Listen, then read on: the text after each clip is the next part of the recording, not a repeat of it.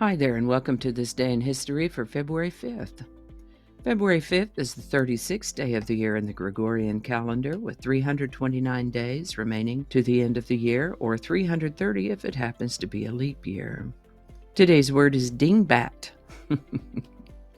Dingbat can be a noun or a verb. As a noun, dingbat can be an eccentric or crazy person, an ornamental typographical symbol like hearts, squares, stars, and so on, kind of like typographical emojis, if you will. A dingbat can be an object, such as a brick used as a missile, or a gadget or an object whose name is unknown or forgotten, such as thingamajig, gizmo, or doodad. A dingbat can also be a 2 to 3 story boxy apartment building with parking spaces directly below. As an adjective, dingbat means eccentric or crazy. We're not sure of the origin of this word, exactly where it came from. First documented use of the word dingbat is 1838. Alrighty, with that, let's get into February 5th. February 5th, in the year 62 AD, a severe earthquake did considerable damage to Pompeii. It's believed that would have registered about 5 to 6 on the Richter scale. This wasn't quite the big one that really buried Pompeii, but pretty bad all the same. On February 5, 1778, South Carolina became the second state to ratify the Articles of Confederation. And we've talked about the Articles of Confederation before. This is not in reference to the war between the states. These Articles of Confederation were an agreement among the original 13 colonies of the United States that served as its first constitution. These Articles of Confederation were approved after much debate by the Second Continental Congress and then sent on to the states for ratification, as I mentioned. And then on February 5th, 1778, South Carolina became the second state to ratify the Articles of Confederation. Our country was well on the way to becoming a country. The first state to ratify, by the way, was Virginia in December of 1777. University of Wisconsin-Madison is a public land-grant research university in Madison, Wisconsin.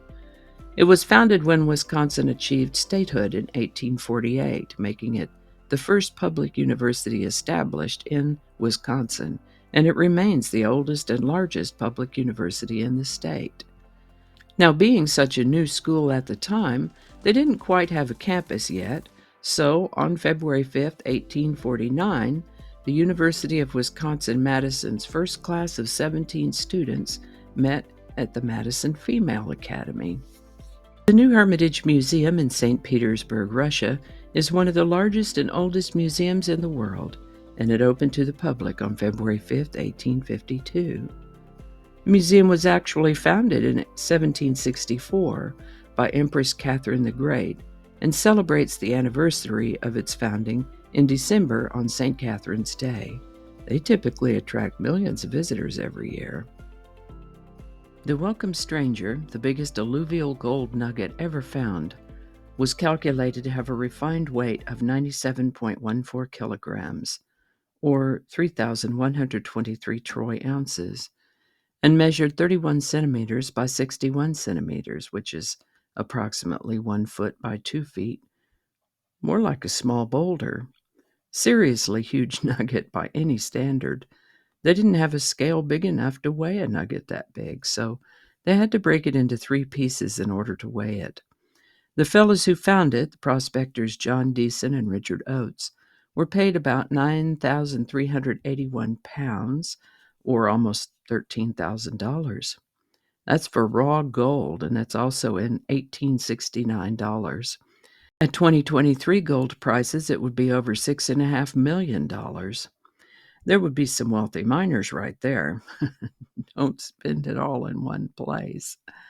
The Welcome Stranger Nugget. Today's song is My Love by Petula Clark. Written by Petula Clark and Tony Hatch, My Love is a song we almost didn't get.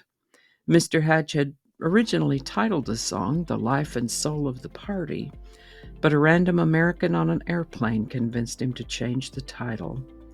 Then, once recorded, Ms. Clark didn't care for it, tried to discourage the music publisher from releasing it. They did, though, and it came out in December of 1965, and here it is at number 1 on February 5th, 1966. My Love by Petula Clark. Link in the description. And I think that's going to do it for us today. Thank you so much for watching. Consider subscribing if you haven't already. Feel free to share this video with the link in your email, messaging, or social media.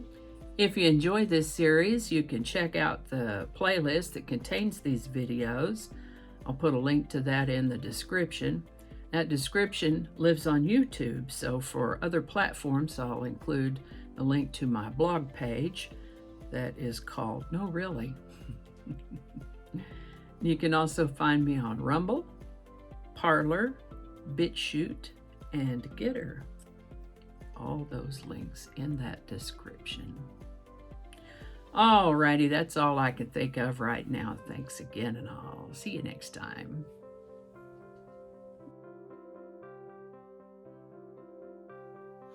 Do not disturb.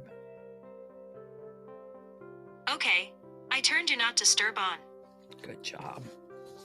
January 2nd, the 16th. It's all written in Roman numerals, so I had to translate it. Hopefully I got that pronunciation close. Yeah, Annie's ready to go. Flinging happiness all over the place. Alrighty, back to work.